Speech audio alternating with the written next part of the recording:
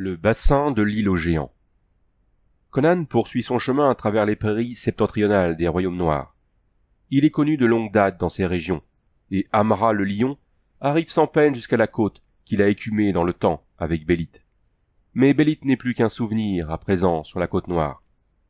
Le navire qui finit par surgir à l'horizon, croisant au large du cap où Conan est en train d'affûter son épée, est un navire pirate, dont l'équipage est originaire des îles Baraka, situées devant la côte de Zingara. Ils ont également entendu parler de Conan et accueillent avec joie son épée et son expérience. Il a 35 ans lorsqu'il se joint aux pirates barakéens, au sein desquels il reste assez longtemps. Pour Conan, cependant, habitué aux armées extrêmement organisées des rois iboriens, l'organisation des pirates barakéens semble très relâchée et peu propice à une accession rapide au poste de commandement et à ses privilèges. Réussissant à se sortir d'une situation très critique lors d'un rendez-vous de pirates à Tortage, il estime que la seule solution pour ne pas avoir la gorge tranchée est de partir à la nage en plein océan occidental, ce qu'il fait, avec une totale assurance et un parfait aplomb. En direction de l'ouest, inconnu de l'homme, des navires ont fait voile depuis l'origine du monde. Lisez, si vous l'osez, ce qu'écrivait Skelos. Alors que les mains de la mort agrippaient son habit de soie, et suivez les navires à travers les algues poussées par le vent, suivez les navires qui jamais ne reviennent. Partie 1.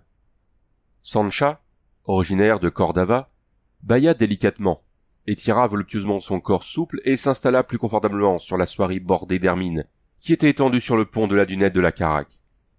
Elle était indolemment consciente de l'intérêt ardent avec lequel l'équipage l'observait depuis la coursive et le gaillard d'avant, et elle n'ignorait pas non plus que son court vêtement de soie ne dissimulait guère ses formes voluptueuses à leurs yeux avides. C'est pourquoi elle souriait avec insolence, et se préparait à surprendre quelques œillades encore avant que le soleil, qui élevait son disque tout au-dessus de l'océan, n'éblouisse ses yeux. Mais, à cet instant, un bruit parvint à ses oreilles. Un bruit qui différait du craquement de la charpente, du bruit sourd des cordages et du clapotis des vagues contre la coque. Elle se redressa, regardant la lisse par-dessus laquelle, à son grand étonnement, grimpait une forme ruisselante d'eau. Ses yeux noirs s'agrandirent, ses lèvres rouges s'ouvrirent pour laisser passer un « Oh !» de surprise. L'intrus lui était inconnu. L'eau s'écoulait en ruisselets de ses épaules, glissant le long de ses bras puissants. Son unique vêtement, des culottes de soie rouge, était trempé, comme l'était sa large ceinture à boucles d'or et l'épée gainée dans le fourreau qu'elle soutenait. Tandis qu'il escaladait ainsi la lisse, les rayons du soleil levant découpèrent sa silhouette, le faisant ressembler à une grande statue de bronze. Il passa ses doigts dans sa sombre crinière ruisselante d'eau, et ses yeux bleus brillèrent comme il se portait sur la jeune fille. « Qui êtes-vous » demanda-t-elle. « D'où venez-vous » Il fit un geste vers la mer, qui décrivit un quart entier de la boussole, pendant que ses yeux restaient posés sur son corps élancé. « Êtes-vous un triton pour sortir ainsi de la mer » demanda-t-elle, troublée par la franchise de son regard, bien qu'elle fût habituée au regard admiratif. Avant qu'il ait pu répondre, un bruit de pas rapide résonna sur le pont, et le commandant de la Caraque survint, jetant un regard enflammé sur l'étranger, tandis que ses doigts se portaient vers la garde de son épée. « Qui es-tu donc, maraud » demanda-t-il, sur un ton peu amène. « Je suis Conan » répondit l'autre, imperturbable. Sancha tendit l'oreille de nouveau, car elle n'avait jamais entendu parler le Zingaran avec un tel accent. « Et comment es-tu arrivé jusqu'à mon navire » grinça la voix avec méfiance. « J'ai nagé. »« Nagé » s'exclama le commandant, furieux. « Chien, tu te moques de moi ? Nous sommes depuis longtemps hors de vue de la côte. D'où viens-tu » Conan tendit son bras bruni et musclé vers l'est, incendié par l'or du soleil levant. « Je venais des îles. »« Oh !» L'autre le regardait avec un intérêt croissant. Des sourcils noirs se froncèrent sur les yeux qui le scrutaient, et sa mince lèvre supérieure se releva en un rictus méprisant. « Alors tu es l'un de ces chiens de barakéens » Un léger sourire se dessina sur les lèvres de Conan. « Et tu sais qui je suis » demanda celui qui l'interrogeait. « Ce navire est le Wastrel. Alors vous devez être Zaporavo. » Cela flatta la vanité farouche du capitaine que cet étranger le connaisse. C'était un homme de grande taille, aussi grand que Conan, bien que moins puissamment bâti. Sous son casque d'acier, son visage était sombre, taciturne, évoquant la tête d'un faucon. C'est pourquoi certains l'appelaient le faucon. Sa cuirasse et ses vêtements était somptueux et richement décoré, à la mode d'un grand de Zingara. Sa main ne s'éloignait jamais de la garde de son épée. Il y avait peu de bienveillance dans le regard qu'il lança à Conan. Les renégats Zingarans et les hors-la-loi qui venaient des îles Baraka, et qui pillaient les côtes septentrionales de Zingara, ne s'estimaient guère entre eux. Ces derniers étaient pour la plupart des marins venus d'Argos, avec une très faible minorité d'autres nationalités. Ils attaquaient les navires marchands et harcelaient sans cesse les villes côtières de Zingara, comme le faisaient les boucaniers Zingarans, mais ceux-ci tentaient de donner à leurs activités une certaine allure d'honorabilité, en se donnant le nom de flibustiers, alors qu'ils qualifiaient les barakéens de pirates. Ils n'étaient pas les premiers, ni ne seraient les derniers, à essayer d'ennoblir leur état de voleurs. Certaines de ces réflexions traversèrent l'esprit de Zaporavo, cependant qu'il jouait avec la garde de son épée, et fronçait les sourcils vers cet hôte qu'il n'avait pas invité. Conan ne laissa pas deviner quelles pouvaient être ses propres pensées. Il se tenait, les bras croisés, aussi placidement que s'il s'était trouvé sur le pont de son propre navire. Ses lèvres souriaient, et ses yeux ne reflétaient aucune inquiétude. « Que fais-tu par ici » demanda brusquement le flibustier. « J'ai estimé nécessaire de renoncer à mon rendez-vous de tortage, avant que la lune se lève, la nuit dernière, » répondit Conan. « Je suis parti sur un esquif qui faisait eau, et j'ai ramé et écopé toute la nuit. Juste à l'aube, j'ai aperçu vos huniers, et j'ai laissé s'enfoncer dans l'eau ma pitoyable embarcation, vu que je pouvais aller plus vite à la nage. »« Il y a des requins dans les parages !» grogna Zaporavo, et il fut légèrement irrité par le haussement des puissantes épaules qui répondit à sa remarque. Un coup d'œil vers la coursive lui montra une rangée de visages impatients regardant vers le haut. Un seul mot de sa part, et il bondirait sur la poupe en un assaut d'épée qui viendrait vite à bout du combattant redoutable que semblait être l'étranger. « Pourquoi devrais-je m'encombrer de tous les vagabonds que rejette la mer » gronda Zaporavo, son regard et ses manières se faisant encore plus insultants que ses paroles. « Un navire peut toujours employer un bon marin, » répondit l'autre, sans montrer de ressentiment. Zaporavo se renfrogna, appréciant le bien fondé de cette assertion. Il hésita, et, ce faisant, perdit son navire, son commandement, sa maîtresse et sa vie. Mais, bien sûr, il ne pouvait lire dans l'avenir. Et pour lui, Conan n'était qu'un vulgaire vaurien rejeté, comme il l'avait dit, par la mer. Il n'aimait pas cet homme, bien que celui-ci ne l'eût pas provoqué. Ses manières n'étaient pas insolentes, quoique beaucoup plus assurées que ne l'eût désiré Zaporavo. « Tu travailleras pour gagner ta nourriture » grogna le faucon. « Descends sur le pont à présent, et rappelle-toi que la seule loi à bord, c'est ma volonté. » Le sourire sembla s'élargir sur les minces lèvres de Conan. Sans hésitation, mais sans hâte non plus, il se détourna et descendit vers la coursive. Il ne regarda pas vers Sancha, qui avait assisté avidement à cette brève conversation, en étant tout yeux et tout oreilles. Sur la coursive, l'équipage s'attroupa autour de lui. Tous étaient des Zingarans, à demi nus, avec leurs pantalons de soie aux couleurs criardes, tachés de goudron. Des pierres précieuses brillaient à leurs oreilles et sur les gardes de leurs poignards. Ils attendaient tous avec impatience le jeu remontant à l'Antiquité et qui consistait à provoquer tout étranger à un navire.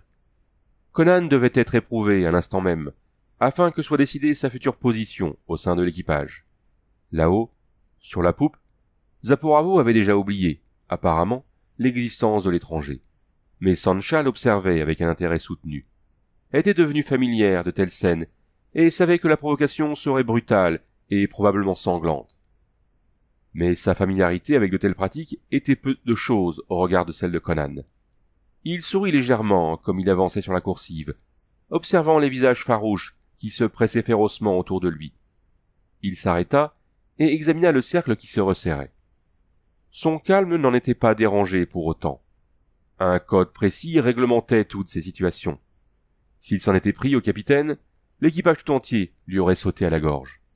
Mais maintenant, ils allaient lui donner une chance de se battre à la loyale contre celui qui avait été désigné pour déclencher la rixe. L'homme choisi pour cette besogne se jeta en avant. C'était une brute au corps nerveux, qui avait noué autour de sa tête une ceinture rouge comme un turban. Il avait un menton pointu qui saillait. Son visage, couvert de balafres, était incroyablement méchant. Chacun de ses regards, chacun de ses airs de fanfaron, était un affront pour Conan. Sa façon de le provoquer fut aussi primitive, grossière et crue que l'était sa personne. Baraka, hein? Se moqua-t-il. C'est là-bas que des chiens se font passer pour des hommes. Nous autres de la fraternité, nous leur crachons dessus. Comme ceci. Il cracha la figure de Conan et saisit son épée. Le geste du baraquien fut trop rapide pour que l'œil puisse le suivre. Son poing, semblable à un marteau d'enclume, heurta la mâchoire de son tourmenteur avec un choc terrible, et le Zingaran fut projeté à travers les airs, et retomba en un tas informe contre le bastingage. Conan se retourna vers les autres. À l'exception d'une lueur dans ses yeux, mais qui déjà se dissipait, l'expression de son visage ne s'était pas modifiée. La provocation s'était terminée aussi soudainement qu'elle avait commencé. Les matelots relevèrent leurs compagnons. Sa mâchoire brisée pendait mollement et sa tête était inclinée, suivant un angle bizarre. « Par Mitra, il lui a brisé le cou !» jura un brigand de la mer à la barbe noire. « Vous autres, flibustiers, avez les os fragiles, » dit en riant le pirate. « Sur les îles Baraka, nous ne sentons même pas ces petites tapes. Quelqu'un d'autre veut-il échanger quelques coups? Non? Alors c'est parfait. Nous sommes amis, hein ?» Ils furent nombreux à lui assurer qu'il disait la vérité. Des bras vigoureux jetèrent le marin mort par-dessus le bastingage, et une douzaine d'ailerons fondirent la surface de l'eau, comme le corps sombrait dans la mer. Conan éclata de rire, et tira ses bras musclés comme aurait pu s'étirer un grand chat, et son regard se leva vers le pont supérieur. Sancha étant accoudé à la lisse, ses lèvres rouges ouvertes et ses yeux noirs brillants d'un intérêt particulier.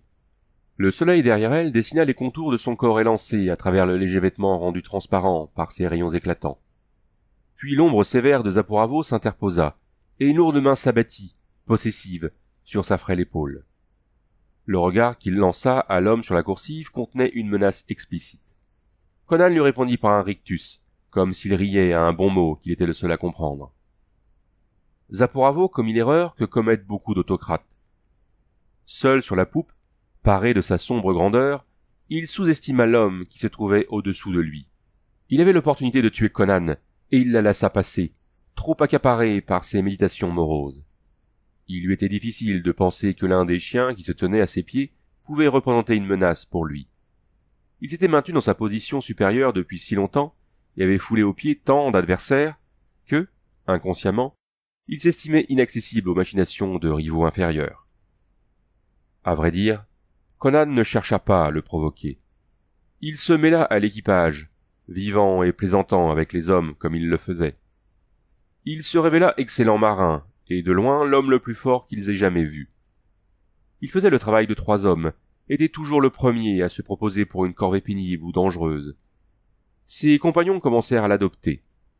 Il ne leur cherchait pas querelle, et ils avaient soin de ne pas se quereller avec lui. Il jouait avec eux, misant sa ceinture et son fourreau, gagnait leur argent et leurs armes, et les leur rendait avec un grand éclat de rire. L'équipage, instinctivement, se mit à le considérer comme le chef du gaillard d'avant. Il ne révéla à personne les raisons qui l'avaient incité à fuir les Barakas, mais le fait de savoir qu'il avait peut-être commis un acte assez sanglant pour avoir été exclu de cette bande de pirates cruels augmentait le respect qu'éprouvaient à son égard les farouches flibustiers Zingarans. Il était toujours imperturbablement affable envers Zaporavo et les marins, jamais insolent ni servile.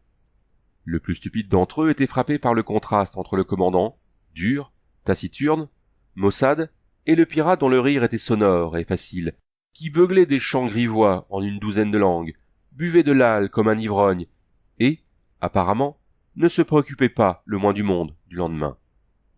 Si Zaporavo avait appris qu'il était comparé, même inconsciemment, avec un homme du gaillard d'avant, de stupéfaction, il serait devenu muet. Mais il était plongé dans ses méditations, devenu plus sombre et plus maussade au fil des ans, et dans de mystérieux rêves grandioses. Également absorbé par la fille, dont la possession lui était un plaisir amer, comme l'étaient tous ses plaisirs. Celle-ci s'intéressait de plus en plus au géant, à la crinière noire, qui surpassait ses camarades au travail comme au jeu. Il ne lui adressait jamais la parole, mais on ne pouvait se méprendre sur la lueur de son regard. Cela ne lui avait pas échappé, et elle se demandait si elle oserait jouer le jeu dangereux de le séduire. Il n'y avait pas si longtemps qu'elle avait quitté les palais de Cordava, mais c'était comme si tout un monde la séparait maintenant de la vie qu'elle avait menée jusqu'au moment où Zaporavo l'avait enlevée, hurlante, de la caravelle en flammes que ses loups avaient prise à l'abordage.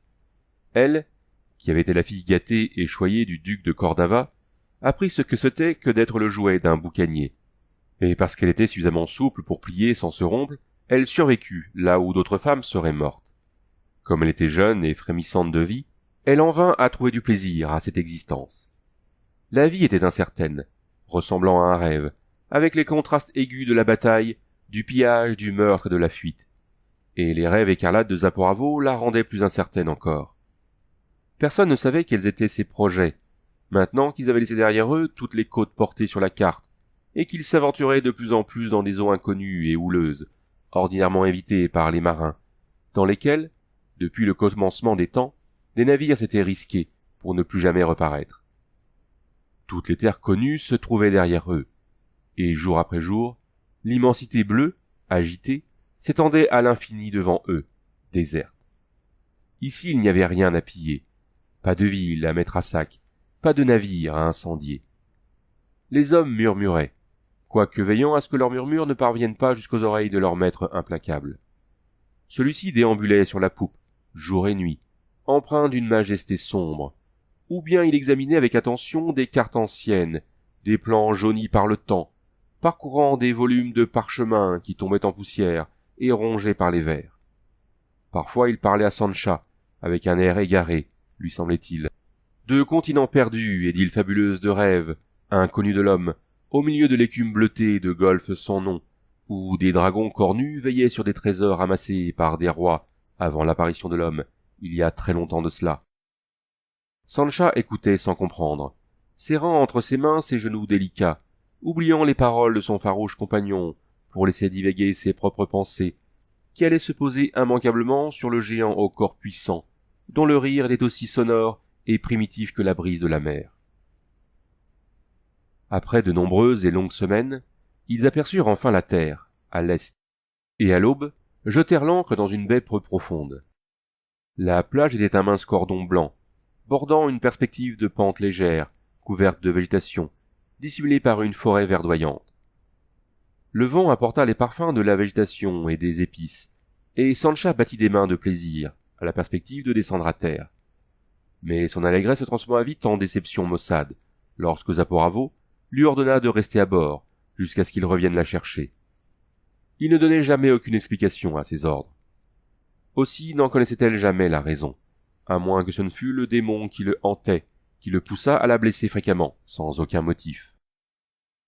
Aussi s'étendit-elle nonchalamment sur la poupe d'un air boudeur, et regarda-t-elle les hommes ramer jusqu'à terre sur les eaux paisibles, qui scintillaient comme du jade liquide dans la lumière matinale du soleil. Elle les vit se rassembler sur le rivage de sable, méfiants, leurs armes prêtes, pendant que plusieurs autres marins se dispersaient et disparaissaient sous les arbres qui bordaient la plage. Parmi eux, elle remarqua Conan. On ne pouvait se tromper sur sa haute silhouette brune et sa démarche souple. Certains disaient que ce n'était pas un homme appartenant au monde civilisé, mais un cimérien, l'un de ces hommes appartenant à ces tribus barbares, qui vivent dans les collines grises du nord lointain, et dont les raids sèment la terreur parmi leurs voisins du sud. Du moins, elle voyait bien qu'il y avait quelque chose en lui, une sorte de vitalité inhabituelle, ou de barbarie, qui le plaçait à part de ses féroces compagnons. Les voix des boucaniers, rassurés par le silence, furent portées en écho le long du rivage. Les groupes se rompirent alors que les hommes se dispersaient sur la plage pour aller cueillir des fruits. Elle les vit grimper au sommet des arbres et les arracher des branches. Sa jolie bouche saliva. Elle frappa le pont de son petit pied et lança une belle série d'imprécations qu'elle avait apprises au contact de ses compagnons si peu recommandables. Les hommes sur le rivage avaient fait une ample provision de fruits et s'en rassasiaient, trouvant particulièrement délicieuse une variété inconnue de fruits à la peau dorée. Mais Zaporavo n'était pas descendu à terre pour aller cueillir des fruits ou pour en manger. Ses éclaireurs n'ayant décelé aucun signe de présence humaine ou animale dans les alentours, il resta un moment à regarder vers l'intérieur des terres, vers les grandes étendues des pentes couvertes de végétation qui se fondaient l'une dans l'autre. Puis, après un ordre bref, il assura la ceinture de son épée et s'avança sous les arbres. Son second lui reprocha de se risquer ainsi seul dans l'île et fut récompensé de sa remarque par un sauvage coup de poing sur la bouche. Zaporavo avait ses raisons de vouloir aller seul. Il désirait s'assurer que cette île était bien celle que mentionnait le mystérieux livre de Skélos, et à l'intérieur de laquelle, selon les affirmations de sages sans nom, des monstres inconnus gardaient des cryptes remplies d'or gravées d'hiéroglyphes. Et pour des raisons obscures qui lui étaient propres, il ne souhaitait pas partager cette connaissance avec quiconque, encore moins avec son propre équipage. Sancha, qui observait la plage avec avidité depuis la poupe, le vit disparaître sous le toit de verdure. Un instant plus tard, Conan, le baraquéen, se tourna, lança un rapide coup d'œil vers les hommes dispersés en haut et en bas de la plage, puis il se dirigea rapidement dans la direction prise par Zaporavo et disparut de la même façon sous les arbres. Cela piqua la curiosité de Sancha. Elle attendit qu'ils réapparussent, mais elle ne les revit pas. Les marins se trouvaient toujours sur le rivage, montant et descendant le long de la plage, et certains s'étaient aventurés sous les arbres. Beaucoup s'étaient installés à l'ombre pour dormir. Le temps passa et elle s'agita, attendant impatiemment le retour des deux hommes. Le soleil commençait à frapper cruellement, malgré le baldaquin tendu au-dessus du pont de la poupe. Ici il faisait chaud, tout était silencieux et d'un ennui mortel. Quelques mètres plus loin, après un ruban d'eau bleue peu profonde, le mystère de la plage, fraîche et ombragée, bordée d'arbres, et celui de la prairie boisée l'appelaient. De plus, elle était également désireuse d'éclaircir le mystère concernant Zaporavo et Conan. Elle savait parfaitement ce qu'elle risquait en désobéissant ainsi à son maître, impitoyable. Aussi resta-t-elle assise pendant quelques instants, indécise. Finalement, elle décida que cette escapade valait bien les coups de fouet que lui donnerait Zaporavo, et sans plus de façon, enleva ses légères sandales de cuir d'un mouvement sec du pied, se débarrassa de son vêtement et se tint sur le pont, aussi nu qu'Ève. Grimpant sur la lisse et descendant le long des chênes, elle se glissa dans l'eau et se mit à nager vers le rivage. Elle resta sur la plage pendant quelques instants, sautillant comme le sable chatouillait ses doigts de pied, cherchant du regard l'équipage. À quelque distance de là, elle n'aperçut que quelques-uns des matelots éparpillés sur la plage. Beaucoup étaient plongés dans un profond sommeil, sous les arbres, des restes de fruits dorés encore serrés entre leurs doigts. Elle se demanda comment ils pouvaient dormir aussi profondément, de si bon matin. Personne ne l'interpella, comme elle traversait la blanche ceinture de sable et pénétrait sous les arbres ombragés. Ces derniers, constata-t-elle, poussaient en bosquets irréguliers, entre lesquels s'étendaient des terrains vallonnés qui ressemblaient à des prairies. Elle s'enfonça à l'intérieur de l'île, dans la direction prise par Zaporavo, et s'extasia devant les vertes perspectives qui s'ouvraient devant elle. Collines après collines, aux pentes légères, recouvertes d'une pelouse verte, ponctuée d'arbres. Ces différents plateaux étaient réunis entre eux par de douces déclivités, elles aussi recouvertes de pelouse verte. Le décor semblait se dissoudre de lui-même, ou plutôt, chaque tableau semblait se fondre dans le suivant. La perspective était singulière, à la fois très grande et très limitée. Sur tout le paysage régnait un silence semblable à celui d'un enchantement. Puis elle parvint brusquement sur le plateau horizontal de l'une de ces collines, entourée par de grands arbres, et l'impression de s'avancer au milieu d'un paysage de rêve, comme dans un conte de fées, disparut soudain, lorsqu'elle découvrit ce qui était étendu sur l'herbe rougie et piétinée. Sancha, involontairement, poussa un cri et eut un mouvement de recul. Puis il courut rapidement devant elle, les yeux dilatés, tremblant de tous ses membres. C'était Zaporavo qui gisait là, sur l'herbe, regardant fixement le ciel, sans le voir, une profonde blessure béante dans sa poitrine. Son épée se trouvait à côté de sa main, inerte. Le faucon avait livré son dernier combat. On ne peut pas dire que Sancha regarda le cadavre de son seigneur sans aucune émotion. Elle n'avait aucune raison de l'aimer, mais elle ressentit du moins ce que toute fille peut ressentir en apercevant le cadavre de l'homme qui a été le premier à la posséder. Elle ne pleura pas, et n'eut aucune envie de pleurer, mais elle fut saisie d'un fort tremblement. Son sang sembla se figer brusquement, et elle lutta contre une vague d'hystérie qui montait en elle. Elle chercha autour d'elle l'homme qu'elle s'attendait à voir, mais ses yeux ne rencontrèrent que le cercle des géants de la forêt, immense et recouvert d'un feuillage épais, et les pentes bleutées qui s'étendaient au-delà. L'assassin du flibustier s'était-il traîné à l'écart, mortellement blessé? Aucune piste sanglante n'était visible autour du cadavre. Intriguée, elle parcourut du regard les arbres environnants, se raidissant comme elle percevait un frôlement dans le feuillage d'émeraude, qui ne semblait pas être le fait du vent. Elle s'avança vers les arbres, cherchant à voir sous leur frondaison. Conan ?» Son cri était une interrogation. Sa voix lui parut étrange et ridiculement menue au milieu du profond silence qui était devenu brusquement tendu. Ses genoux se mirent à trembler, alors qu'une panique sans nom s'emparait d'elle. « Conan !» cria-t-elle désespérément. « C'est moi, Sancha. Où êtes-vous? Je vous en prie, Conan !» Sa voix s'étrangla. Une horreur incrédule écarquilla ses yeux bruns. Ses lèvres rouges s'ouvrirent sur un cri inarticulé. Ses membres furent paralysés, et elle, qui avait un besoin si éperdu de s'enfuir à toutes jambes, ne pouvait plus bouger. Elle ne pouvait plus que pousser des hurlements inarticulés. Partie 2. Lorsque Conan vit Zaporavo pénétrer seul dans la forêt, il sentit que l'occasion qui attendait depuis longtemps était arrivée. Il n'avait pas mangé de fruits, et ne s'était pas joint aux jeux brutaux de ses compagnons. Toutes ses facultés étaient occupées à observer le chef des boucaniers. Habitués aux humeurs de Zaporavo, ces hommes ne furent pas particulièrement surpris que leur capitaine décidât d'explorer seul une île inconnue, peut-être hostile. Ils retournèrent à leurs amusements, et ne remarquèrent même pas que Conan se glissait comme une panthère à l'affût derrière le capitaine. Conan ne sous-estimait pas son autorité sur l'équipage, mais il n'avait pas acquis le droit, par des combats et des victoires, de provoquer le capitaine en un duel à mort. Dans ces eaux que le navire évitait, il n'y avait pas eu l'occasion de faire ses preuves, selon la loi des flibustiers. L'équipage se serait dressé unanimement contre lui, s'il s'en était pris ouvertement à son chef.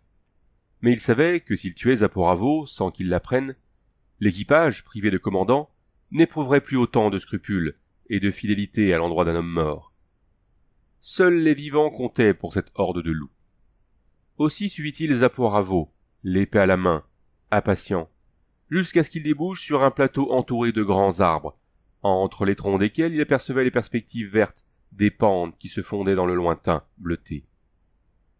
Au milieu de la clairière, Zaporavo, se sentant suivi, se retourna, la main posée sur son épée.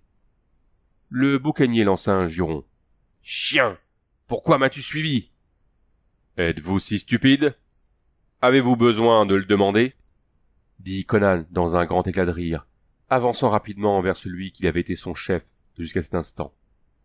Ses lèvres souriaient, et dans ses yeux bleus dansait une lueur sauvage. Zaporavo sortit son épée, en poussant un sombre blasphème, et l'acier heurta l'acier, comme le baraquien se jetait sur lui et portait une botte, sa lame chantant en un tourbillon de flammes bleues autour de sa tête. Zaporavo avait mené un milieu de combats, sur terre comme sur mer. Aucun homme au monde n'était plus profondément et plus parfaitement versé que lui dans l'art de l'escrime. Mais il n'avait jamais affronté une lame tenue par un homme qui avait été élevé dans les pays barbares, au-delà des frontières des régions civilisées. À sa science du combat était opposée une rapidité éblouissante et une force que ne pouvait avoir un homme civilisé. La façon de se battre de Conan était peu orthodoxe. Elle était instinctive et naturelle, comme celle d'un loup des forêts. Les finesses de l'escrimeur étaient inutiles contre sa fureur primitive, comme l'art de la boxe est inutile à un homme qui se bat contre une panthère. Se battant comme il ne s'était jamais battu encore, mettant en jeu toute son énergie pour parer la lame qui s'agitait comme l'éclair autour de sa tête, Zaporavo ne put éviter un coup droit qui surprit sa garde, et il sentit son bras tout entier s'engourdir sous ce terrible choc. Ce coup fut aussitôt suivi d'une botte, qui fut portée avec une telle violence que la pointe acérée de la lame traversa sa côte de maille et ses côtes, comme du papier, et qu'elle lui transperça le cœur. Les lèvres de Zaporavo se tordirent en une brève agonie, mais, farouche jusqu'à la fin, il ne laissa échapper aucune plainte. Il était mort avant que son corps ne se détende sur l'herbe piétinée, où des gouttes de sang brillaient comme des rubis éparpillés au soleil. Conan secoua les gouttelettes rouges de son épée, grimaça de plaisir, s'étira comme un grand chat, et se raidit soudain, l'expression satisfaite de son visage faisant place à un air surpris et déconcerté. Il se figea comme une statue. La main qui tenait l'épée s'abaissa doucement vers le sol. Ses yeux s'étaient détachés de son adversaire vaincu et s'étaient posés distraitement sur les arbres environnants et sur la perspective qui s'étendait au-delà. Et il avait vu une chose fantastique, une chose incroyable et inexplicable. Sur la crête arrondie et verdoyante d'une colline en pente douce, qui se trouvait au loin, était apparue une haute silhouette noire, nue, portant sur son épaule une forme blanche, également nue. L'apparition s'évanouit aussi soudainement qu'elle est apparue, laissant l'observateur la bouche béante de surprise. Le pirate regarda avec étonnement autour de lui, puis derrière lui, incertain, le chemin qu'il venait d'emprunter, et il jura. Il était embarrassé, un peu bouleversé, si ce terme pouvait être appliqué à quelqu'un qui avait les nerfs aussi solides que lui. Au beau milieu d'un paysage réaliste, bien qu'exotique, avait été introduite une image sortant tout droit du monde fantasque du cauchemar. Conan ne douta pas de sa vue, ni de son bon état mental. Il avait vu quelque chose d'étrange, et il le savait. Le simple fait d'une forme noire, traversant rapidement le paysage, en portant un prisonnier blanc, était suffisamment étrange par lui-même. Mais la taille de cette forme noire était contraire à la nature. Secouant la tête avec doute, Conan s'élança vers l'endroit où il avait vu la chose. Il ne se demanda même pas si son geste était sage ou non. Sa curiosité piquée au vif ne lui laissait pas le choix. Il devait suivre son impulsion première. Il traversa les différentes collines qui se succédaient, chacune avec la même surface uniforme de végétation et de bosquets d'arbres. Le terrain s'élevait, bien qu'il suivît les légères déclivités du terrain, montant et descendant avec une régularité monotone. La suite d'épaulements arrondis et de pentes superficielles était déconcertante et apparemment sans fin. Mais il finit par atteindre ce qu'il estima être le sommet le plus élevé de l'île, et il s'immobilisa, à la vue de murailles et de tours, d'un vert resplendissant, qui, jusqu'à ce qu'il eût atteint l'endroit où il se tenait présentement, s'étaient confondues si parfaitement avec le paysage verdoyant qu'elles étaient restées invisibles, même à sa vue exercée. Il hésita, effleura du doigt son épée, puis s'avança, mordu par le serpent de la curiosité. Il n'aperçut personne, en s'approchant d'un grand portail qui béait, sans porte, dans la muraille voûtée. Regardant vers l'intérieur avec précaution, il vit ce qui semblait être une vaste cour nue, recouverte d'herbe et entourée par un mur circulaire d'une sorte de substance verte à demi transparente. Diverses arches s'ouvraient dans celui-ci. Avançant sur la pointe de ses pieds nus, l'épée à la main, il franchit l'une de ces arches au hasard, et déboucha dans une autre cour identique. Au-dessus d'un autre mur intérieur, il aperçut les flèches de construction aux formes étranges, semblables à des tours. L'une de ces tours était construite contre ce mur, ou plutôt faisait corps avec la cour dans laquelle il se trouvait. Un large escalier, montant le long de la paroi, conduisait jusqu'à elle.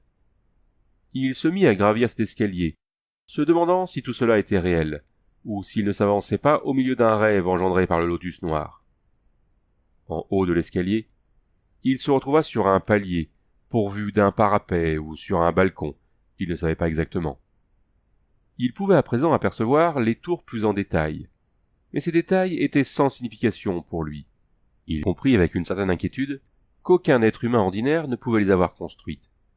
Leur architecture possédait une symétrie et une logique, mais c'était une symétrie insensée et une logique étrangère au raisonnement humain normal. Quant au plan général de la ville, du château, ou de ce que ses constructions étaient censées être, ce qu'il en voyait lui donna l'impression qu'il y avait un grand nombre de cours, la plupart du temps circulaires, chacune étant entourée par son propre mur, et réunie aux autres par des arches ouvertes. Tout l'ensemble apparemment était disposé par rapport au groupe des tours fantastiques qui se trouvaient en son centre. Se tournant dans la direction opposée à celle des tours, il eut un choc terrible, et se dissimula aussitôt derrière le parapet du balcon, le regard satisfait. Le balcon ou rebord était plus haut que le mur d'en face, et il voyait par-dessus ce mur la cour située au-delà, couverte d'herbe également. L'arc intérieur du mur, qui ceignait cette nouvelle cour, différait de ceux qu'il avait vus. Au lieu d'être unis, il semblait parcouru de longues lignes ou de rebords, couverts de petits objets dont il ne put déterminer la nature. Néanmoins, il accorda peu d'attention au mur, pour le moment. Son attention se concentrait sur la troupe d'êtres qui étaient accroupis, auprès d'un bassin vert sombre, qui se trouvait au milieu de la cour. Ces créatures étaient noires et nues, faites comme des hommes. Mais debout, la plus petite d'entre elles aurait dépassé de la tête et des épaules le pirate, pourtant de haute taille. Leurs membres étaient longs et minces, mais finement formés, sans aucune trace de difformité ou d'anormalité, à l'exception de leur haute taille exceptionnelle. Mais même à cette distance, Conan perçut le diabolisme fondamental de leurs traits. Au milieu, Replié sur lui-même et nu, se trouvait un adolescent que Conan reconnut comme étant le jeune Mousse du Wastrel. Ainsi, c'était lui, le prisonnier, que le pirate avait vu porter à travers le haut plateau couvert de végétation. Conan n'avait entendu aucun bruit de lutte, et il ne vit aucune tache de sang ni aucune blessure sur les membres d'ébène luisants des géants. De toute évidence, le garçon s'était éloigné de ses compagnons, à l'intérieur de l'île, et il avait été enlevé par un homme noir placé en embuscade. Conan, mentalement, appelait ces créatures des hommes noirs, parce qu'il ne connaissait pas de terme plus approprié. Mais instinctivement, il comprit que ces grands êtres d'ébène n'étaient pas des hommes, selon l'acceptation commune du terme. Aucun son ne parvenait jusqu'à lui. Les Noirs remuaient leur tête et se faisaient des gestes entre eux, mais ils ne semblaient pas parler, pas par la voix du moins. L'un d'eux, accroupi sur ses hanches devant le garçon ramassé sur lui-même, tenait dans sa main quelque chose qui ressemblait à un pipeau. Il le porta à ses lèvres, et vraisemblablement souffla dedans, bien que Conan n'entendît aucun son. Mais le jeune Zigaran entendit ou sentit quelque chose, et il se contracta. Il frissonna, et se tordit comme sous l'effet d'une douleur intense. La contraction de ses membres devint régulière, évidente, puis se fit rapidement rythmer. Elle se transforma en de violentes secousses saccadées, les secousses en mouvements réguliers. Le garçon se mit à danser, comme les cobras dansent en entendant l'air que joue la flûte du fakir. Aucun plaisir, ni aucun joyeux abandon n'était manifesté dans cette danse. Il y avait bien un abandon, mais qui n'avait rien de joyeux, et qui était horrible à voir. C'était comme si l'air muet du pipeau saisissait l'être le plus intime du garçon avec des doigts lubriques, et au prix de tourments infernaux, lui arrachait les expressions involontaires d'une passion secrète. Ces mouvements devinrent une convulsion obscène, un spasme lubrique, une exudation de désirs secrets qui ne pouvaient s'accomplir. Des désirs sans plaisir, des souffrances liées d'une façon horrible à la luxure. C'était comme si Conan regardait une âme mise à nu, découvrant tous ces obscurs secrets dont il ne peut être fait mention. Conan regardait, figé par le dégoût et parcouru de nausées. Bien qu'il possédât la pureté primitive du loup des forêts, il n'ignorait pas cependant les secrets pervers des civilisations corrompues. Il avait visité les cités de Zamora et connu les femmes de Shadizar, la perverse. Mais il percevait dans cette scène un avilissement cosmique dépassant la simple dégénérescence de l'homme. Une branche pervertie de l'arbre de vie qui avait poussé dans une direction diamétralement opposée, en dehors de la compréhension humaine. Ce n'étaient pas les contorsions et les attitudes douloureuses du malheureux garçon qui le choquaient, mais bien l'obscénité cosmique de ces êtres qui pouvaient amener à la pleine lumière les secrets abyssaux dormant au sein des ténèbres insondables de l'âme humaine, et qui éprouvaient du plaisir devant l'exhibition éhontée de pareilles choses auxquelles il ne devrait jamais être fait allusion, même au cours de cauchemars agités. Soudain, le tourmenteur noir reposa à terre son pipeau et se leva, dominant la silhouette blanche tordue par les souffrances. Saisissant brutalement le garçon par le cou et la hanche, le géant le renversa et le lança la tête la première dans le bassin verdâtre. Conan vit la clarté fugitive de son corps dans l'eau verte, tandis que le géant noir maintenait son prisonnier profondément sous la surface. Puis il y eut un mouvement inquiet parmi les autres noirs, et Conan se baissa rapidement derrière le mur du balcon, n'osant relever la tête, de peur d'être aperçu. Au bout d'un moment, la curiosité fut la plus forte, et il regarda à nouveau prudemment. Les Noirs franchissaient à la file une arche voûtée passant dans une autre cour. L'un d'eux était justement en train de poser quelque chose sur l'une des saillies du mur opposé, et Conan vit que c'était lui qui avait torturé le garçon. Il était plus grand que les autres, et portait un bandeau orné de pierres précieuses. Il n'y avait aucune trace du garçon. Le géant suivit ses compagnons, et Conan le vit bientôt sortir par le portail, grâce auquel il était lui-même entré dans ce château de l'horreur, et s'éloigner vers les collines verdoyantes, dans la direction d'où il était venu. Il ne portait aucune arme, mais il sentit qu'il projetait une nouvelle attaque contre les flibustiers. Avant d'aller prévenir les boucaniers qui ne se doutaient de rien, il voulait s'assurer du sort du garçon. Aucun bruit ne troublait le silence. Le pirate estima que plus personne ne se trouvait dans les tours et les cours à part lui-même. Il descendit rapidement les marches, traversa la cour et, franchissant une arche, s'avança au milieu de la cour que les Noirs venaient à peine de quitter. À présent, il pouvait discerner quelle était la nature du mur strié. Il était couvert de rebords étroits, apparemment découpés dans la pierre solide. Posés tout au long de ces rebords, ou rayons, il y avait des milliers de minuscules statuettes, la plupart de couleur grisâtre. Ces statuettes, pas beaucoup plus grandes qu'une main humaine, représentaient des hommes. Elles étaient faites avec tant d'adresse que Conan reconnut de nombreux types raciaux dans les différentes idoles, parmi lesquels les traits typiques des Ingarans, des Argocéens, des Ophiréens et des corsaires cushites. Ces derniers étaient de couleur noire, exactement comme leur modèle l'était dans la réalité. Conan ressentit un vague malaise en contemplant ces figurines muettes et aveugles. Il y avait en elles une imitation bouffonne de la réalité qui était quelque peu troublante. Il les toucha délicatement, et ne put trouver en quel matériau elles étaient faites. Cela ressemblait à des os pétrifiés, mais il n'arrivait pas à se représenter une substance pétrifiée se trouvant dans l'île en telle abondance, au point d'être employée avec une aussi grande prodigalité. Il remarqua que les statuettes représentant les types raciaux qui lui étaient familiers se trouvaient toutes sur les rayons les plus élevés. Les rayons inférieurs étaient occupés par des statuettes dont les traits raciaux lui étaient inconnus. Elles étaient peut-être le résultat de l'imagination des artistes, ou alors elles représentaient des types raciaux depuis longtemps disparus et oubliés. Secouant la tête avec impatience, Conan se tourna vers le bassin. La cour circulaire n'offrait aucune cachette possible. Comme il n'apercevait le corps du garçon nulle part, celui-ci devait se trouver au fond du bassin. S'approchant du disque vert paisible, il regarda sous la surface qui brillait faiblement. Ce fut comme s'il regardait à travers un épais miroir vert, non voilé bien qu'étrangement trompeur. Le bassin, de dimension moyenne, avait la forme arrondie d'un puits, bordé par une margelle de jade vert. Regardant dans l'eau, il pouvait voir le fond, mais il ne put déterminer à quelle distance au-dessous de la surface.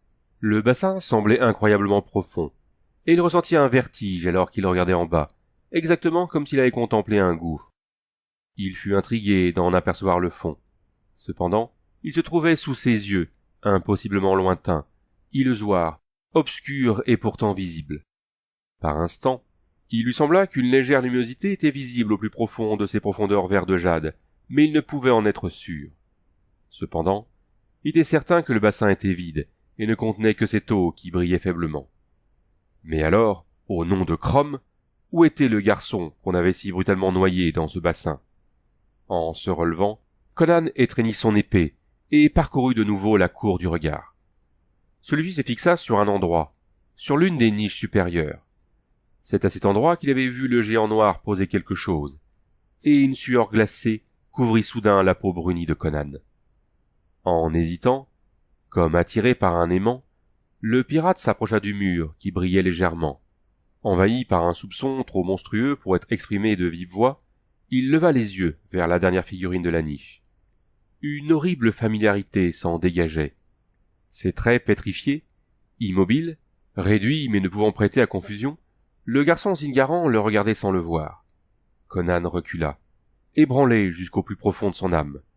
Son épée s'abaissa dans sa main paralysée, tandis qu'il regardait fixement, la bouche ouverte, abasourdi par cette connaissance qui était trop abyssale et trop terrible pour que l'esprit puisse l'étreindre. Cependant le fait était là. Le secret des figurines aux dimensions réduites était découvert, bien que derrière ce secret se trouvât le secret plus noir et plus mystérieux encore de leur existence. Partie 3. Combien de temps Conan resta-t-il plongé dans une méditation vertigineuse? Il ne le sut jamais. Une voix le fit sortir de son hébétude. Une voix de femme qui criait de plus en plus fort, comme si la propriétaire de cette voix était portée de plus en plus près dans sa direction. Conan reconnut cette voix, et sa paralysie disparut à l'instant même. Un bond rapide le porta au niveau des niches étroites, où il se cramponna, repoussant les groupes de figurines pour pouvoir y poser ses pieds. Un autre bond, un rétablissement, et il se trouva sur la corniche, pouvant ainsi regarder au loin. C'était un mur extérieur, qui donnait sur la verte prairie qui entourait le château. Sur le sol couvert de végétation marchait à grands pas un géant noir, portant une prisonnière qui se débattait sous son bras, comme l'on porterait un enfant rebelle. C'était Sancha. Sa chevelure noire tombait, en longues ondulations éparses, et son teint olivâtre formait un violent contraste avec l'ébène luisant de son ravisseur.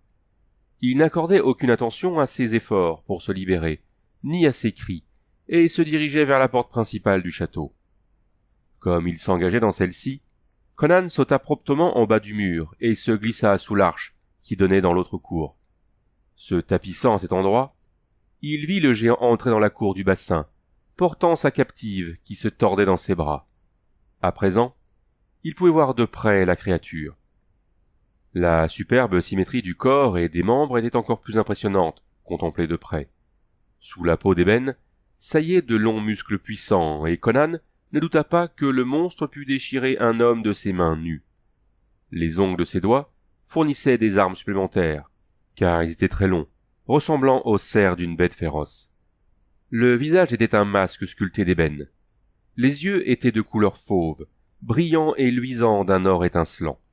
Mais le visage était inhumain. Chaque ligne, chaque trait portait la marque du mal. Un mal qui se trouvait bien au-delà du simple mal de l'humanité. La chose n'était pas une créature humaine. Elle ne pouvait l'être. Elle était une monstruosité de la vie, surgie des puits d'une création blasphématoire, une perversion du cours de l'évolution. Le géant jeta Soncha sur la pelouse, où elle rampa en criant de douleur et de terreur. Il lança un regard autour de lui, comme s'il était inquiet. Ses yeux se rétrécirent quand ils se posèrent sur les figurines renversées et tombées du mur. Alors il se baissa, saisit sa prisonnière par le cou et l'entrejambe et marcha rapidement vers le bassin vert, avec une intention bien précise. Conan sortit alors de sa cachette et s'élança sur l'herbe, rapide comme le vent de la mort. Le géant se retourna, et ses yeux brillèrent lorsqu'il vit le vengeur à la peau brune accourir vers lui. Sous l'effet de la surprise, son étreinte cruelle se relâcha, et Soncha glissa hors de ses mains et tomba sur l'herbe. Les mains semblables à des serres se tendirent et se refermèrent, mais Conan échappa à leur prise, et enfonça son épée dans l'aine du géant. Le noir tomba à terre, comme un arbre qui s'abat, ruisselant de sang. L'instant d'après, Conan fut agrippé par des bras éperdus. Soncha s'était relevé d'un bond et l'enlaçait, s'accrochant à lui dans une frénésie de terreur et de soulagement hystérique. Il lança une imprécation tout en se dégageant, mais son adversaire était déjà mort. Les yeux du fauve étaient devenus vitreux, et les longs membres d'ébène n'étaient plus agités que par des spasmes convulsifs. « Oh, Conan !» sanglotait Soncha, s'agrippant à lui avec ténacité. « Qu'allons-nous devenir ? Qui sont ces monstres ? Oh, nous nous trouvons sûrement en enfer, et c'était le diable !»« Alors l'enfer a besoin d'un nouveau diable !» se moqua férocement le baraquien. « Mais comment a-t-il réussi à vous capturer ? Se sont-ils emparés du navire ? » ?»« Je ne sais pas. » Elle voulut essuyer ses larmes, chercha sa tunique des doigts, et se souvint alors qu'elle l'avait enlevée. « Je suis descendu à terre. Je vous ai vu suivre la capitaine Zaporavo, et je vous ai suivis tous les deux. J'ai découvert Zaporavo. Il était... C'est vous qui... »« Quoi donc ?» grogna-t-il. « Et ensuite ?»« J'ai aperçu un mouvement parmi les arbres, » dit-elle en frissonnant. « J'ai cru que c'était vous. J'ai appelé. Et alors j'ai vu cette chose noire, accroupie comme un singe dans les branches, et qui me lorgnait. Ce fut comme un cauchemar. Je ne pouvais m'enfuir. Tout ce que je pouvais faire, c'était crier. Alors il s'est laissé tomber de l'arbre, et il m'a attrapé. Oh! Oh! » Elle cacha son visage dans ses mains, et trembla de nouveau au souvenir de cette horreur. « Bon, nous devons filer d'ici, » grogna-t-il, en saisissant son poignet. « Venez, nous devons rejoindre l'équipage. » « La plupart des hommes dormaient sur la plage lorsque je me suis avancé dans les bois, » dit-elle. « Ils dormaient ?» s'exclama-t-il en jurant. « Par les 7 démons de l'enfer de la damnation !»« Écoutez !» Elle se figea, devenant une pâle image frémissante d'épouvante. « J'ai entendu, » fit-il d'un ton sec. « Une plainte. Attendez !» Il escalada une nouvelle fois les saillies du mur, et, regardant par-dessus la corniche, jura avec une fureur si terrible qu'elle fit s'exclamer Soncha. Les hommes noirs étaient de retour, mais ils ne revenaient pas seuls, ou plutôt pas les mains vides. Chacun d'eux portait une forme humaine inerte. Certains en portaient 2. Leurs captifs étaient les flibustiers. Ils pendaient mollement entre les bras de leurs ravisseurs, et s'il n'avait pas eu de temps à autre un léger mouvement, ou une contraction des muscles, Conan les aurait tenus pour morts. Ils avaient été désarmés, mais non déshabillés. L'un des noirs portait leur épée gainée dans leur fourreau, comme une grande brassée d'acier hérissé. De temps en temps, l'un des marins poussait un cri indéfini, tel un ivrogne marmonnant dans son sommeil éthylique. Conan regarda autour de lui, comme un loup pris au piège. On pouvait sortir de la cour au bassin par 3 arches. Les Noirs étaient sortis de la cour par l'arche est, et ils allaient sans doute emprunter cette même arche pour revenir. Conan était entré par l'arche sud. Il s'était dissimulé sous l'arche ouest, mais il n'avait pas eu le temps de voir ce qui se trouvait au-delà. Bien qu'il ne connût pas le plan du château, il devait prendre une décision sur le champ. Sautant en bas du mur, il replaça les figurines avec une hâte éperdue, traîna le corps de sa victime jusqu'au bassin et le jeta dedans. Celui-ci s'enfonça tout de suite dans l'eau, et comme il le regardait sombrer, il aperçut distinctement une réduction épouvantable, un rétrécissement, puis un durcissement. Il s'écarta rapidement du bassin en frissonnant. Puis il saisit le bras de sa compagne et l'entraîna en hâte vers l'entrée septentrionale, pendant qu'elle le suppliait de lui dire ce qui se passait. « Ils ont capturé l'équipage, » répondit-il, précipitamment. « Je n'ai aucun plan précis, mais nous allons nous cacher quelque part et surveiller ce qui se passe. S'ils ne regardent pas dans le bassin, ils ne se douteront pas de notre présence. »« Mais ils vont voir le sang sur l'herbe. »« Peut-être penseront-ils que c'est le sang de l'un de leurs propres démons, » répondit-il. « De toute façon, nous devons courir ce risque. » Il se trouvait dans la cour où il avait assisté aux tortures du garçon. Il la conduisit rapidement en haut des marches qui menaient au mur septentrional. Puis il la força à s'accroupir derrière le parapet du balcon. C'était une bien pauvre cachette, mais c'était la meilleure qu'il pouvait trouver. À peine s'était-il dissimulé que les Noirs entrèrent à la file dans la cour. Il y eut un fracas retentissant au bas des marches, et Conan se raidit, serrant son épée dans sa main. Mais les Noirs franchirent une arche qui était orientée vers le sud-ouest, et ils entendirent une série de bruits sourds et de gémissements. Les géants jetaient leurs victimes sur l'herbe. Un rire hystérique se dessina sur les lèvres de Sancha. Conan appliqua aussitôt sa main sur sa bouche, étouffant le son avant qu'il ait pu les trahir. Un instant après, ils entendirent le bruit de nombreux pieds foulant l'herbe au-dessous d'eux, puis le silence retomba. Conan jeta un coup d'œil par-dessus le parapet. La cour était vide. Une fois de plus, les Noirs s'étaient rassemblés auprès du bassin de la cour adjacente, s'accroupissant sur leurs hanches. Ils semblèrent n'accorder aucune attention aux grandes taches de sang sur la pelouse et sur la margelle de jade du bassin. Apparemment, des taches de sang n'avaient rien d'extraordinaire en cet endroit. Ils ne regardèrent pas non plus dans le bassin. Ils étaient plongés dans quelque inexplicable conciliabule à leur manière. Le grand noir jouait à nouveau de son pipeau d'or, et ses compagnons écoutaient, pareils à des statues d'ébène. Prenant la main de Sancha, Conan se glissa au bas de l'escalier, se tenant courbé de telle sorte que sa tête ne soit pas visible au-dessus du mur. La jeune fille, courbée elle aussi, le suivit par force, regardant avec terreur vers l'arche qui conduisait à la cour au bassin. Mais à travers cette arche, et sous cet angle, ni le bassin, ni la sinistre bande assemblée à proximité n'étaient visibles. Au pied des marches, gisaient les épées des Ingarans. Le fracas qu'ils avaient entendu n'était autre que celui des armes capturées, lancées à terre par le noir qui les portait. Conan entraîna Sancha vers l'arche orientée au sud-ouest. Ils traversèrent silencieusement la pelouse et débouchèrent dans la cour qui se trouvait au-delà. Dans cette cour, gisaient pêle-mêle les flibustiers, jetés en un tas d'où se détachaient des moustaches fournies, des boucles d'oreilles brillantes. Ici et là, l'un d'entre eux s'agitait ou poussait un grognement inquiet. Conan se pencha vers eux, et Sancha s'agenouilla à côté de lui, les mains posées sur les cuisses. « Quelle est cette odeur douceâtre et fade ?» demanda-t-elle avec nervosité. « Elle empeste leur haleine. »« C'est ce maudit fruit qu'ils ont mangé, » répondit-il à voix basse. « Je me souviens de son odeur. Il doit avoir les mêmes propriétés que le lotus noir, qui fait dormir les gens. Par Crom, ils vont bientôt se réveiller. Mais ils sont désarmés, et j'ai idée que ces diables noirs ne vont pas tarder à exercer leur magie sur eux. Quelle chance restera-t-il à ces gaillards, désarmés et abrutis de sommeil ?» Il réfléchit un instant, fronçant les sourcils sous cet effort soutenu de pensée. Puis il saisit l'épaule au teint olivâtre de Sancha avec une force qui la fit frémir. « Écoutez, je vais attirer ces pourceaux noirs dans une autre partie du château et les tenir occupés pendant un moment. Entre-temps, vous allez secouer ces imbéciles, les réveiller et leur apporter leurs épées. Ils ont ainsi une chance de se battre. Vous pouvez faire cela?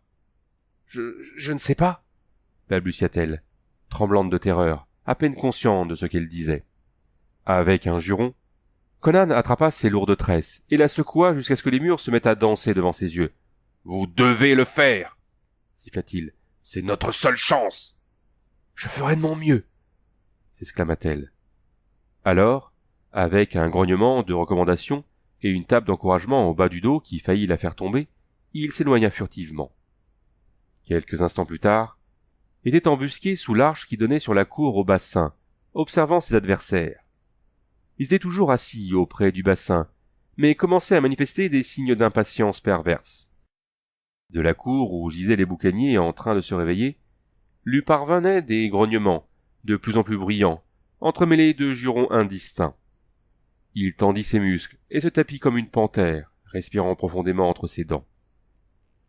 Le géant en pierres précieuses se leva, retirant son pipeau de ses lèvres, et à cet instant, Conan, d'un bond de tigre, s'élança au milieu des Noirs étonnés.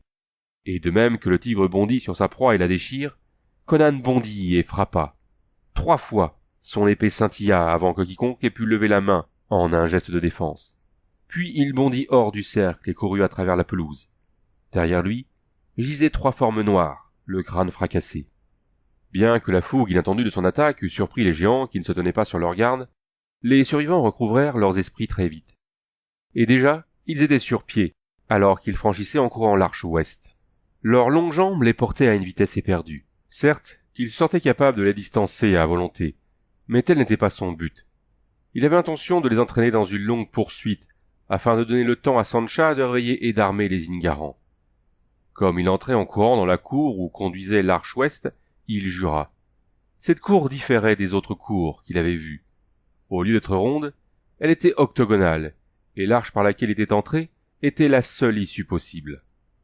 En se retournant, il vit que toute la bande l'avait suivi dans la cour.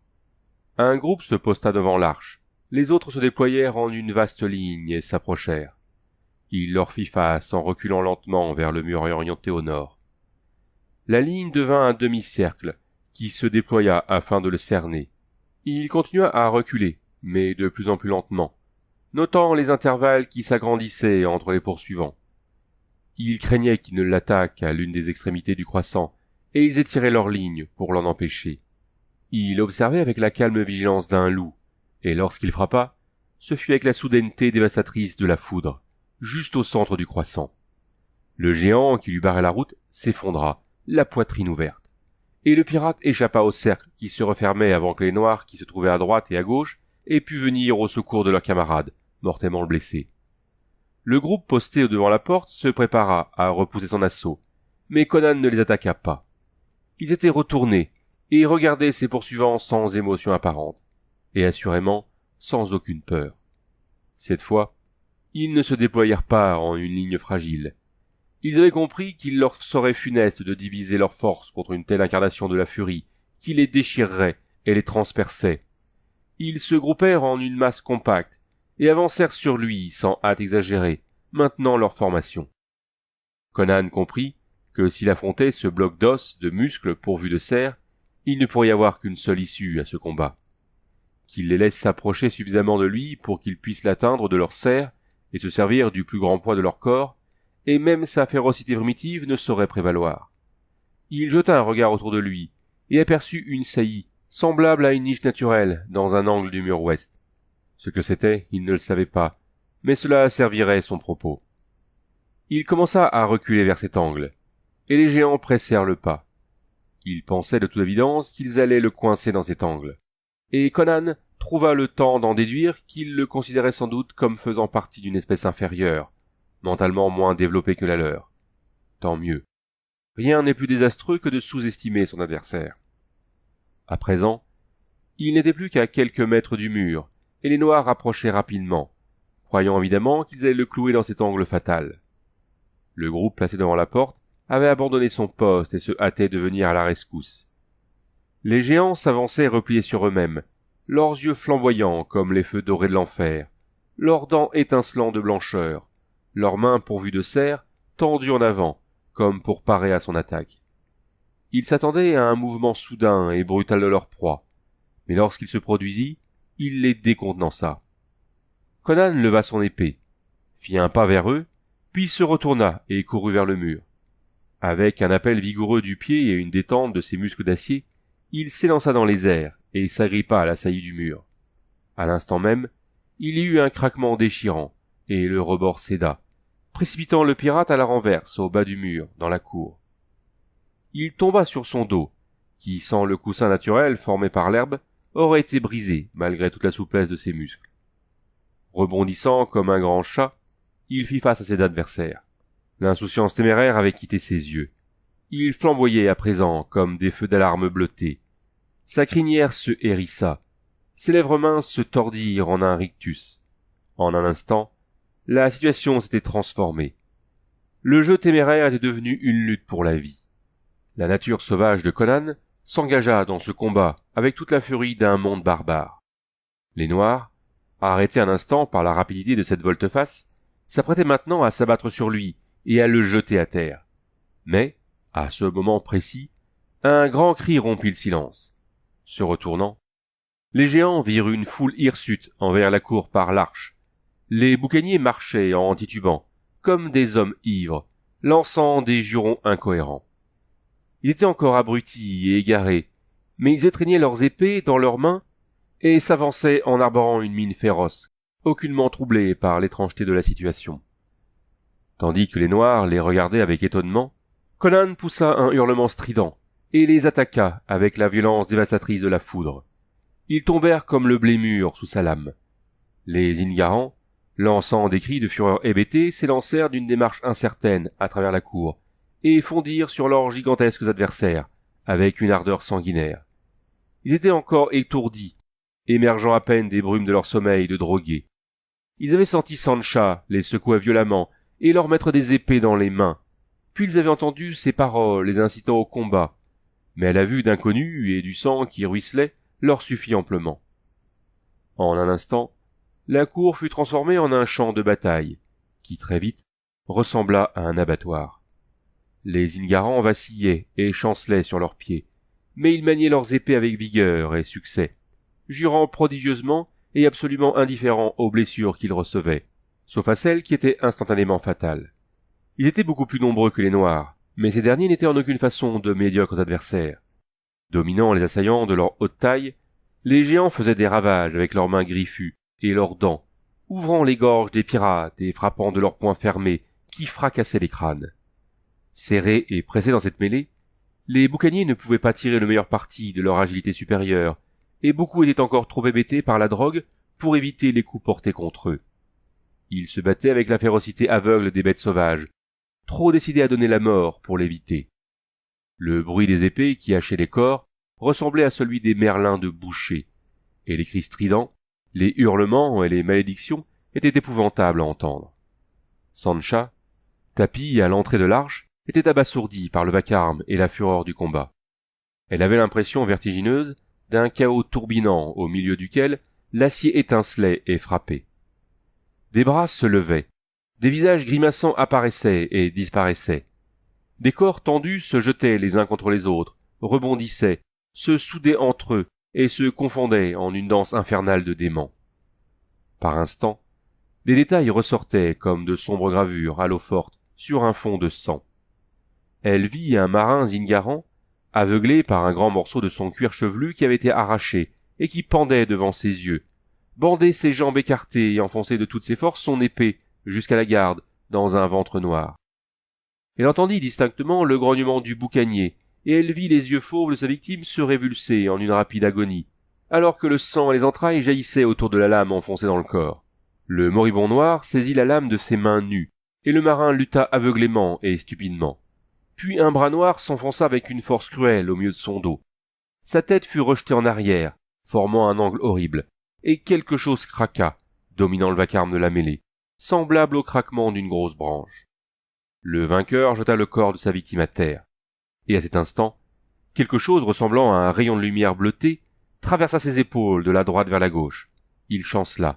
Sa tête tomba en avant sur sa poitrine, puis, d'une manière hideuse, roula à terre. Ce spectacle souleva le cœur de Sancha, Elle porta la main à sa bouche et eut envie de vomir. Elle fit de vains efforts pour se détourner et fuir ce spectacle. Ses jambes refusèrent de bouger. Et ses yeux, bien loin de se fermer, s'ouvrirent démesurément. Révoltée, dégoûtée, prise de nausée, elle ressentait cependant l'horrible fascination qu'elle avait toujours éprouvée à la vue du sang. Pourtant, cette bataille dépassait tout ce qu'elle avait vu jusqu'à maintenant dans les combats que se livraient des êtres humains lors de raids sur des ports ou durant des abordages en mer. Puis elle aperçut Conan. Séparé de ses compagnons par la masse compacte de l'ennemi, Conan avait été recouvert par une vague noire de bras et de corps et jeté à terre. Puis ils voulurent l'achever, mais était tombé en entraînant avec lui l'un des leurs, et le corps noir protégeait celui du pirate qui était au-dessous. Ils donnaient des coups de pied et cherchaient à déchirer le baraquéen, tirant sur leurs camarades qui se démenaient, mais les dents de Conan étaient enfoncées furieusement dans sa gorge, et le pirate s'accrochait avec ténacité à son bouclier vivant. Un assaut des Ingarans provoqua un desserrement de l'étau. Conan rejeta sur le côté le cadavre et se releva couvert de sang et terrible. Les géants le dominaient, semblables à de grandes ombres noires, essayant de le lacérer et de lui porter de formidables coups. Mais il était aussi difficile à frapper ou à saisir qu'une panthère rendit furieuse par l'odeur du sang, et à chaque moulinet ou éclair de sa lame, le sang jaillissait. Ses blessures auraient déjà suffi à tuer 3 hommes ordinaires, mais son énergie de taureau n'en était aucunement diminuée. Son cri de guerre s'éleva au-dessus du vacarme de la mêlée, et les Ingarans, hébétés mais furieux, reprirent courage et redoublèrent leurs assauts, au point que le déchirement de la chair et le craquement des os sous les épées recouvrirent presque les hurlements de douleur et de colère. Les Noirs fléchirent, puis, rompant le combat, se précipitèrent vers la porte. Sancha hurla en les voyant accourir, et se dépêcha de s'écarter de leur chemin. Dans leur précipitation, ils s'écrasèrent sous l'arche et les Ingarans poignardèrent et lacérèrent leur dos tendu par l'effort, en poussant des hurlements de joie. Le passage de la porte fut une véritable boucherie, avant que les survivants ne réussissent à se disperser, chacun pour soi. La bataille devint alors une poursuite. À travers les cours verdoyantes, en haut des escaliers qui luisaient faiblement, sur les toits en pente des tours fantastiques, même le long de la large corniche des remparts, les géants s'enfuyaient, perdant leur sang à chaque pas, harcelés par leurs poursuivants aussi impitoyables que des loups. Cernés, certains d'entre eux faisaient volte-face, et des hommes mouraient. Mais le résultat final est toujours le même. Un corps noir mutilé qui se tordait sur l'herbe, ou qui tombait, se tordant et se débattant, du haut d'un mur ou du toit d'une tour. Sancha avait trouvé refuge dans la cour au bassin, où elle s'était tapie, tremblante d'épouvante. À l'extérieur, retentit un féroce hurlement. Des pieds foulèrent l'herbe, et sortant de l'arche, apparut une forme noire, tachée de sang. C'était le géant qui portait le bandeau orné de pierres précieuses. Un Zingaran le suivait de près, et le noir, arrivé au bout du bassin, se retourna. En désespoir de cause, il avait ramassé une épée abandonnée par un marin agonisant, et quand le Zingaran se précipita témérairement sur lui, il frappa avec cette arme qui ne lui était pas familière. Le boucanier s'effondra, le crâne fracassé, mais le coup avait été porté si gauchement que la lame se brisa dans la main du dernier géant encore en vie. Il lança la poignée vers les hommes qui accouraient à travers l'entrée, et bondit vers le bassin, sa face n'étant plus qu'un masque de haine. Conan se détacha des hommes qui arrivaient, et ses pieds coururent sur l'herbe en une charge éperdue. Puis le géant écarta ses grands bras, et de ses lèvres sortit un cri inhumain, le seul son produit par un noir durant tout le combat. Il cria vers le ciel sa haine terrible. Ce fut comme une voix hurlant du fond des gouffres infinis. À ce cri, les Ingarans fléchirent et hésitèrent. Mais Conan ne s'arrêta pas. Silencieusement et sanguinairement, il porta une botte vers la forme d'ébène qui se tenait en équilibre sur le rebord du bassin. Mais, alors même que son épée étincelait encore dans les airs, le noir se retourna et bondit dans le vide. Durant une seconde, ils le virent suspendu dans les airs au-dessus du bassin. Puis, dans un grondement qui agita le sol, les eaux vertes se soulevèrent et montèrent vers lui, le recouvrant d'un véritable volcan vert. Conan arrêta sa course éperdue, juste à temps pour ne pas tomber dans le bassin.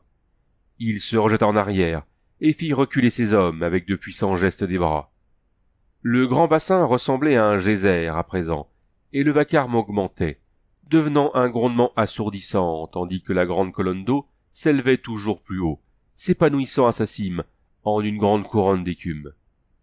Conan fit reculer ses hommes en direction de la porte, les poussant devant lui, en les frappant du plat de son épée. Le rugissement de la trombe semblait leur avoir enlevé toutes leurs facultés. Voyant Sancha rester immobile, paralysé, les yeux dilatés par la terreur et fixés sur la colonne bouillonnante, il arriva près d'elle, en lui lançant une imprécation qui déchira le grondement de l'eau et la fit sortir de sa stupeur. Elle courut vers lui, les bras tendus, et il la saisit sous un bras et sortit en courant. Les survivants s'étaient rassemblés dans la cour, qui donnait sur le monde extérieur. Ils étaient là, en lambeaux, blessés et couverts de sang. Ils restaient la bouche béante, interdits devant le grand pilier en mouvement, qui s'élevait, approchant à chaque instant un peu plus près de la voûte bleue du ciel. La colonne verte était bordée de blanc. Sa couronne écumante faisait 3 fois la circonférence de sa base. À tout moment, elle risquait de se rompre et de retomber en un torrent qui recouvrirait tout, bien que pour le moment elle continuât à s'élever dans le ciel. Les yeux de Conan parcoururent rapidement le groupe ensanglanté des flibustiers. Il jura, en ne comptant qu'une vingtaine d'hommes. Puis il attrapa un corsaire par le cou et le secoua si violemment que du sang jaillit des blessures de l'homme et éclaboussa tous ceux qui se trouvaient à côté d'eux. « Où sont les autres » rugit-il dans l'oreille de sa victime. « C'est tout » hurla l'autre en réponse, couvrant le grondement du geyser. « Tous les autres ont été tués par ces créatures noires !»« Bon, alors filons d'ici » rugit Conan, en lui donnant une bourrade qui le fit trébucher, manquant de le renverser, en direction de la porte qui donnait sur l'extérieur. « Cette fontaine va se rompre d'un instant à l'autre. »« Nous allons tous être noyés !» lança en un cri aigu un flibustier qui avançait en boitant vers la grande porte. « Noyés par l'enfer !» hurla Conan. « Nous allons être transformés en statuettes d'os pétrifiés. Sortez d'ici, maudits !» Il courut vers la porte extérieure, gardant un œil sur la tour verte rugissante qui s'élevait au-dessus de lui, d'une façon si terrible, et l'autre sur les traînards. Étourdis par le goût du sang, la bataille et le vacarme retentissant, plusieurs des Ingarans avançaient comme des hommes en transe. Conan les fit se presser. Sa méthode fut simple. Il attrapa ceux qui tardaient par le bas du cou, les poussa violemment à travers la porte, et accrut sa poussée par un vigoureux coup de pied dans l'arrière-train, en épissant ses exorcions de remarques sarcastiques sur les ancêtres de ses victimes. Sancha montrait un désir de rester auprès de lui, mais il écarta ses bras qui l'enlaçaient, et l'injuriant copieusement, il la fit se hâter d'une claque retentissante sur le postérieur, qui l'envoya à une vive allure vers le plateau. Conan ne quitta pas la porte avant d'être certain que tous les survivants étaient sortis du château, et se hâtait vers le long du plateau verdoyant. Puis il regarda à nouveau vers le pilier grondant, qui s'élançait à l'assaut du ciel, et il s'enfuit à son tour de ce château aux horreurs sans nom. Les Ingarans avaient déjà atteint l'extrémité du château, et dévalaient les pentes des collines successives. Sancha l'attendait sur la crête de la première colline, et il s'arrêta à cet endroit, un instant, pour regarder derrière lui vers le château. On aurait dit qu'une gigantesque fleur blanche à la tige verte avait poussé au-dessus des tours. Le grondement emplissait les cieux, puis le pilier, vert de jade et blanc comme la neige, éclata en un fracas semblable au déchirement des cieux, et les murailles et les tours furent recouvertes par un torrent grondant. Conan saisit la main de la fille et s'enfuit. Les collines montaient et descendaient devant eux, et derrière eux retentissait la course tumultueuse d'un fleuve. Un coup d'œil par-dessus son épaule, tendu par l'effort, lui montra un large ruban vert qui s'élevait et qui retombait. Le torrent ne s'était pas répandu ni dissipé. Comme un serpent vert, il s'écoulait par-dessus les dépressions du terrain et les crêtes arrondies. Il parcourait un chemin bien précis. Il les poursuivait. À cette vue, Conan redoubla d'efforts.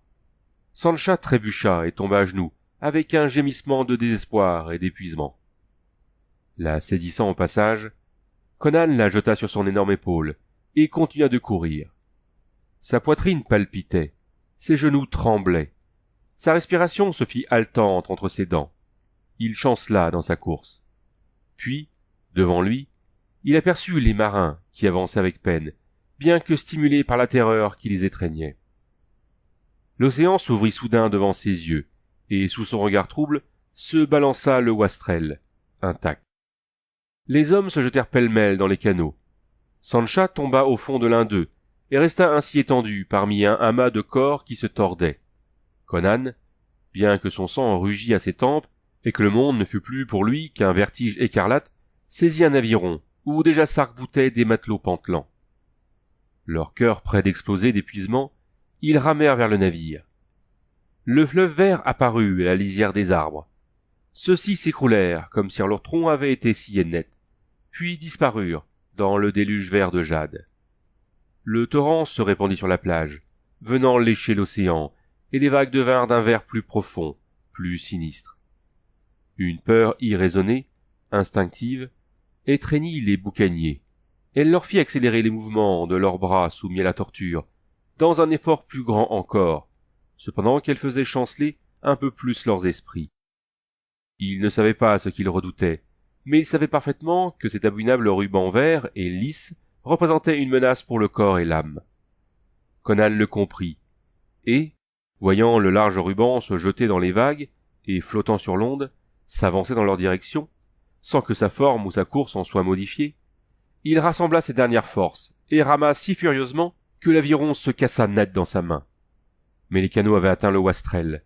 Les marins montèrent péniblement le long des chaînes, laissant dériver les canots.